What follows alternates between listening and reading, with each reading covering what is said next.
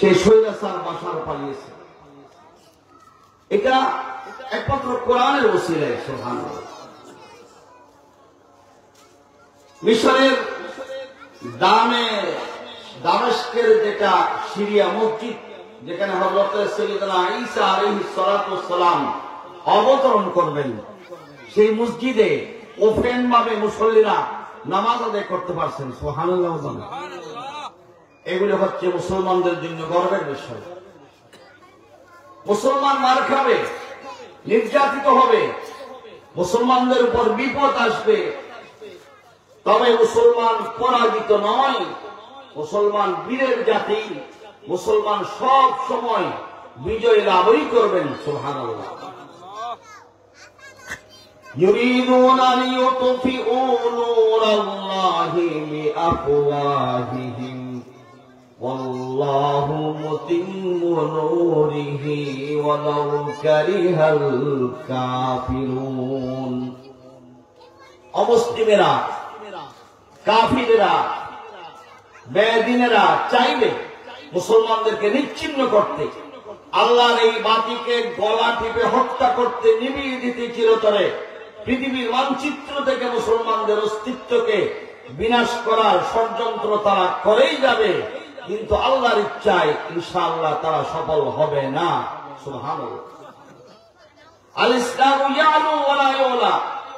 ইসলাম সর্বদা বিজয় লাভ করে। সূর্যের মতো পৃথিবীর একদিকে সূর্য ডুবে তো আরেক দিকে উদয় হয়। ইসলাম কোথাও পদদলিত হচ্ছে, কোথাও মুসলমান মার খাচ্ছে, কিন্তু অন্যত্র ইসলামের বিজয় সূচিত হচ্ছে। সুবহানাল্লাহ। আমরা সেই কোরআন বুকে ধারণ করে বেঁচে আছি তো ইনশাআল্লাহ। মুসলিম উম্মাহ এই কোরআনের সাথে লাগবে ইনশাআল্লাহ। আল্লাহ তৌফিক দান করুন। কোরআনকে কোরআন বলা হয় এই জন্য যে কোরআন শব্দের অর্থই পড়া। কোরআনের প্রথম বাণী আল্লাহ পাক নাযিল করেন ইকরা বিসমি রাব্বিকাল্লাযী খলাক। হিরা গুহায় নবীজির উপর সর্বপ্রথম যখন ওহীর আয়াত নাযিল হচ্ছিল, ইকরা, আপনি পড়েন। তাহলে কোরআন শব্দ আরম্ভ হয় পড়া দিয়ে। পড়া। আজকে যারা কোরআন পড়ে মানুষ তাদেরকে শিক্ষিত মনে করে না, অথচ যারা কোরআন পড়ে তারাই প্রকৃত শিক্ষিত। সুবহানাল্লাহ। সূরা কেরাত জানেন না, আত্তাহিয়াত জানে না, জানাজার নামাজে দাঁড়িয়ে জানাজার দোয়া পড়তে জানে না, কিভাবে নামাজের সূরা কেরাত পড়তে হবে মুসলমান জানে না, আবার দাবি করে আমি মুসলমান। আমার তো প্রয়োজন ছিল মুসলমান হওয়ার জন্য ভালোভাবে শিক্ষা অধ্যয়ন করা। এই জন্য উলামায়ে কেরাম জাতির রাহবার। যারা উলামায়ে কেরাম এরা নবী রাসূলের ওয়ারিস। আল্লাহ কোরআনে ইরশাদ করেন ইন্নামা ইয়াখশাল্লাহা মিন ইবাদিহিল উলামা। আপনি বিদ্যুৎ চালিত একটি যন্ত্রের উপর আপনি বয়স্ক সজ্ঞানে হাত রাখবেন না, কারণ আপনি জানেন এটা বিদ্যুতায়িত হয়ে আমি মারা যাব।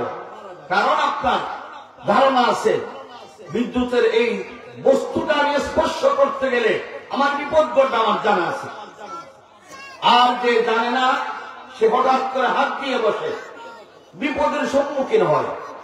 ওলামায়ে কেরাম জানেন এই রাস্তা আল্লাহর নাফরমানির রাস্তা, এই রাস্তা আল্লাহ পাকের গন্তব্যের রাস্তা, আল্লাহর দিকে পৌঁছার রাস্তা, আল্লাহর রাজামন্দির রাস্তা।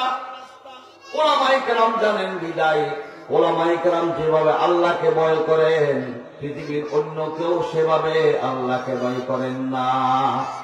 এটা গ্যারান্টি কার? আল্লাহ। আমরা ওলামাদের সাথে আছি তো ইনশাআল্লাহ। আল্লাহ তৌফিক দান করুন। ইন্নামা ইয়াখশাল্লাহা মিন ইবাদিহিল উলামা। আল্লাহর বান্দাদের মধ্য থেকে আল্লাহকে সর্বোচ্চ মর্যাদায় ভয় করেন একমাত্র উলামায়ে কেরাম। সুবহানাল্লাহ। এরা ওয়ারাসাতুল আম্বিয়া। ইকরা, আপনি পড়েন। কোরআনের নামই কোরআন, যেহেতু বেশি করে পাঠ করা হয়। পৃথিবীর অন্য কোন ধর্মগ্রন্থ কোরআনের মতো পাঠ করা হয় না।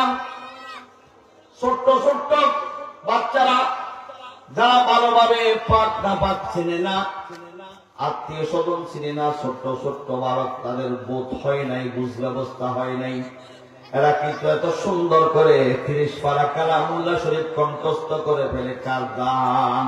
আল্লাহ। পৃথিবীর কোন সংবিধান মুখস্থ করলে সওয়াব হবে গ্যারান্টি আছে? নাই। কিন্তু এই কোরআনে পাকের হাফেজ বলে তাদের জন্য সুপারিশ ওয়াজিব হয়ে যায়। ইন্না নাহনু নাযালনা যিকরা ওয়া ইন্না লাহু লাহাফিজুন। পূর্ববর্তী কোন ধর্মগ্রন্থের হাফেজ পাওয়া যায় না।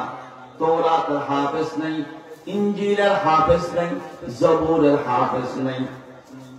ওল্ড টেস্টামেন্ট, নিউ টেস্টামেন্ট, যেটাই বলেন, বাইবেল বলেন, কোনটার হাফেজ নেই।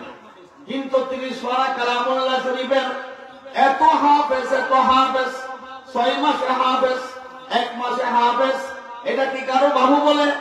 এটা কি কারো সিনার করে? না না, একমাত্র আল্লাহ প্রদত্ত রহমত। সুবহানাল্লাহ। কোরআন নাযিল করেছি আমি, এই কোরআনের সংরক্ষণের দায়িত্ব আমি আল্লাহর। সুবহানাল্লাহ। এজন্য মুসলমানদের কচিকাঁচা বাচ্চাদেরকে আপনার এই দারুস সুন্নাহ তাহফিজুল কোরআন মাদ্রাসায় ভর্তি করিয়ে আমরা ইনশাআল্লাহ গর্বিত মা বাবা হওয়ার চেষ্টা করব। আল্লাহ তৌফিক দান করুন। আমিন। আল্লাহ পাকের কোরআন 30 পারা কালামুল্লাহ শরীফের আমি সূরাতুত তাহরিমের 28 নম্বর একটি পারার অংশ বিশেষ তেলাওয়াত করেছি।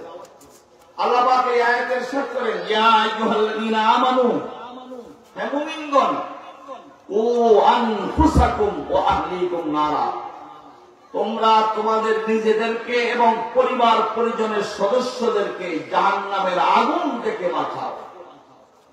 জাগতিকভাবে কোথাও যদি অগ্নিকাণ্ড ঘটে থাকে, না আল্লাহ না করুন, কোন মিল ফ্যাক্টরিতে, কোন কারখানায়, কোন ইন্ডাস্ট্রিজে কোথাও যদি অগ্নিকাণ্ডের সূত্রপাত হয়, সেখান থেকে আমাদের প্রথম দায়িত্ব হচ্ছে জান বাঁচানো।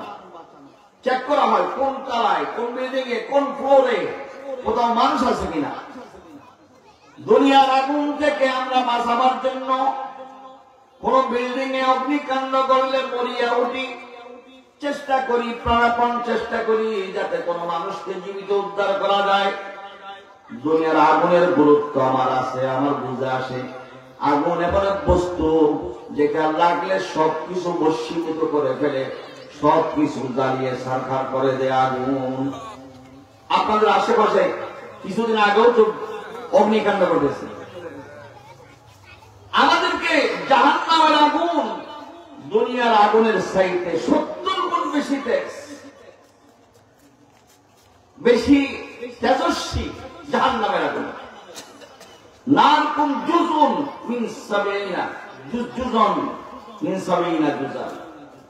দুনিয়ার আগুন জাহান্নামের, নারী জাহান্নামের আগুনের চাইতে 70 গুণের 1 ভাগ, আর 70 গুণ বেশি গরম জাহান্নামের আগুন।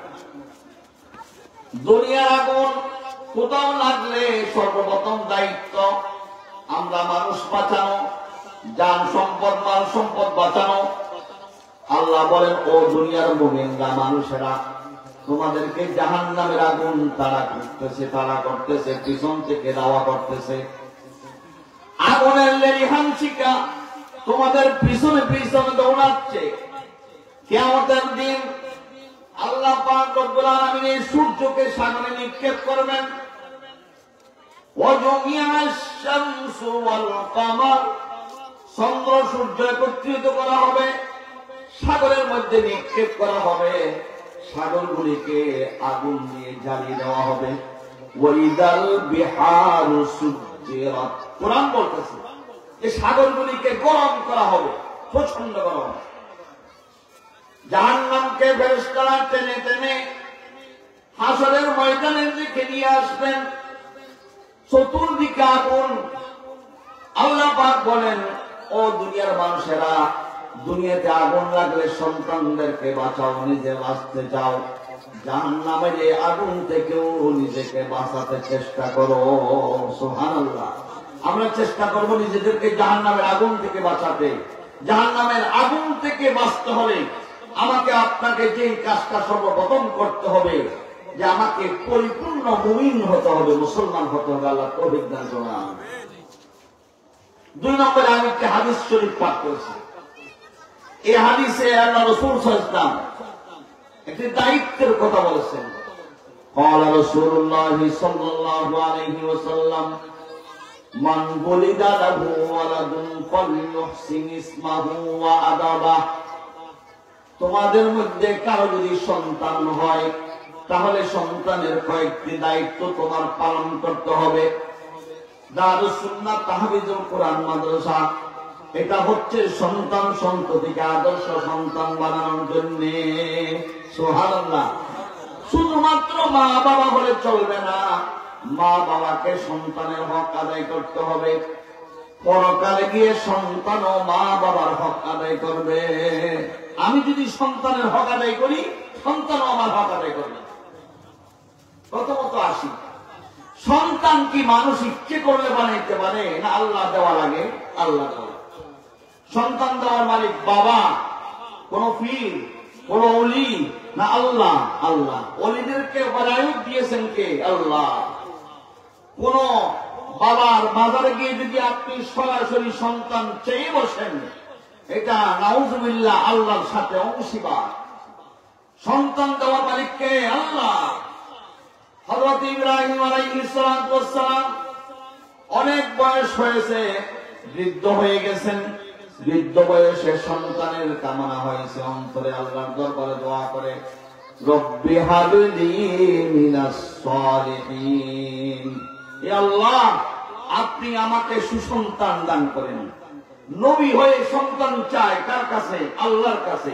বোঝা যায় সন্তান দেওয়ার মালিক আল্লাহ। ইচ্ছে করলে মা বাবা হওয়া যাবে না, সন্তানের মালিক হওয়া যাবে না।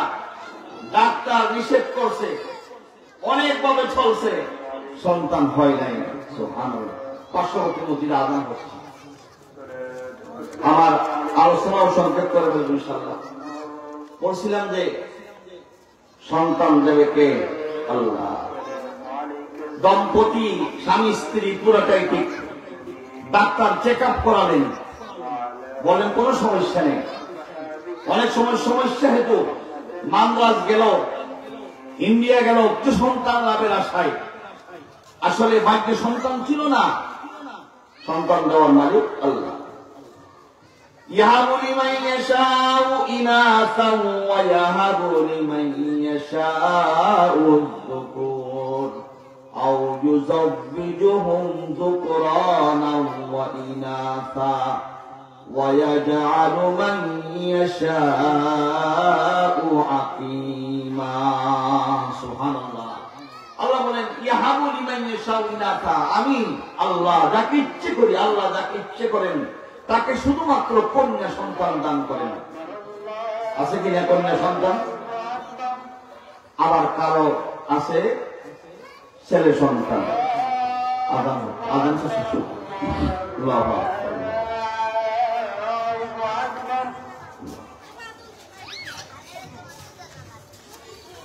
أشهد أن